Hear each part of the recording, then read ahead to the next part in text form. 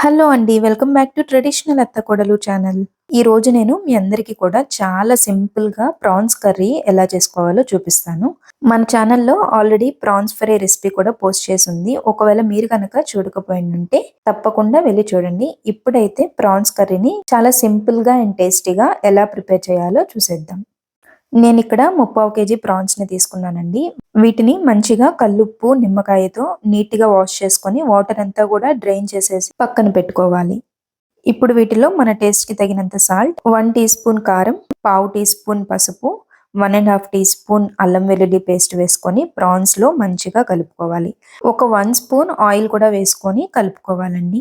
ఇప్పుడు ఈ ప్రాన్స్‌ని కనీసం ఒక హాఫ్ అన్ అవర్ అయినా మ్యారినేట్ చేసి పక్కన పెట్టాలండి. ప్రాన్స్ ఒక హాఫ్ అన్ అవర్ మ్యారినేట్ అయిన తర్వాత ఒక కడాయిలో ప్రాన్స్‌ని వేసుకొని స్టవ్ ఫ్లేమ్‌ని లో టు మీడియంలో పెట్టుకోవాలండి.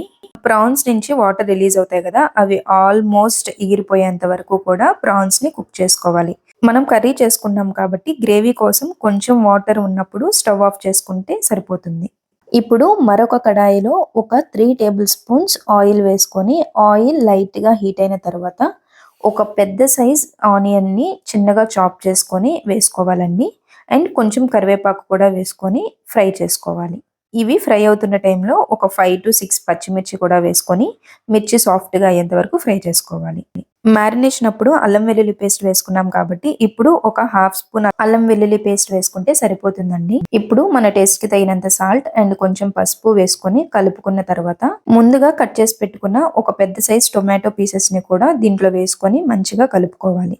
ఇప్పుడు లిడ్ క్లోజ్ చేసేసి టొమాటోస్ మంచిగా సాఫ్ట్‌గా అయ్యేంత వరకు కూడా ఆయిల్‌లో మగ్గించుకోవాలి. టొమాటోస్ మగ్గిపోయిన తర్వాత మనం ముందుగా బాయిల్ చేసి పెట్టుకున్న ప్రాన్స్‌ని కూడా ఈ మిశ్రమంలో వేసుకొని ఒకసారి కలుపుకున్న తర్వాత మన టేస్ట్‌కి తగినంత కారం కూడా వేసుకొని బాగా కలుపుకోవాలండి. ఇప్పుడు మన గ్రేవీకి సరిపడినంత వాటర్ కూడా వేసుకొని అంతా కూడా ఒకసారి మిక్స్ చేసేసుకోవాలి. ఇప్పుడు ఒక half spoon non veg Everest masala, ఒక హాఫ్ టీ స్పూన్ ధనియా పౌడర్ కూడా వేసుకొని అన్నిటిని కూడా మంచిగా కలిపేసుకొని ఈ స్టేజ్‌లో ఒకసారి టేస్ట్ చూసుకొని టేస్ట్‌కి సరిపడినంత సాల్ట్ కూడా వేసుకొని లిడ్ క్లోజ్ చేసేసి అంతా కూడా ఆయిల్‌లో మంచిగా మగ్గనివ్వాలండి. ఒక 10 మినిట్స్ తర్వాత ఆయిల్ అనేది వీడియోలో చూపిస్తున్నట్లుగా ఇలా పైకొస్తుంది. అంటే మన కర్రీ అయితే మొత్తం కంప్లీట్‌గా కుక్ అయిపోయినట్లు. ఈ కంప్లీట్ ప్రాసెస్ మొత్తం కూడా లో టు మీడియం ఫ్లేమ్‌లో పెట్టుకొనే చేయండండి. అప్పుడైతేనే ఇంగ్రీడియెంట్స్ అన్నీ కూడా మంచిగా ఉడుకుతాయి. కర్రీ టేస్ట్ మాత్రం చాలా బావుంటుందండి. మీరు గూడా తప్పకుండా ట్రై చేయండి. ఇంకా లాస్ట్‌లో ఫైనల్‌గా కొత్తిమీరతో గార్నిష్ చేసుకుంటే సూపర్ టేస్టీగా ఉండే ప్రాన్స్ కర్రీ అయితే రెడీ అయిపోయినట్లే. నాన్ వెజ్ కర్రీస్‌లో కొత్తిమీర, కరివేపాకు ఎక్కువగా వేసుకుంటే నీచు స్మెల్ అనేది రాదండి. ఈసారి మీరు కూడా అలా ట్రై చేయండి. అంతే అండి. ఎంతో సింపుల్‌గా ప్రాన్స్ కర్రీ ప్రిపరేషన్ అయితే అయిపోయింది కదా! మీరు కనుక మన ఛానల్‌ని ఫస్ట్ టైమ్ చూస్తున్నట్లయితే తప్పకుండా సబ్స్క్రైబ్ చేసుకోండండి. ఈ వీడియో కనుక మీకు నచ్చినట్లయితే ఒక లైక్ కూడా వేసేయండి. మరొక మంచి వీడియోతో మళ్ళీ కలుద్దాం. అంతవరకు bye bye. Take care. Thank you for watching.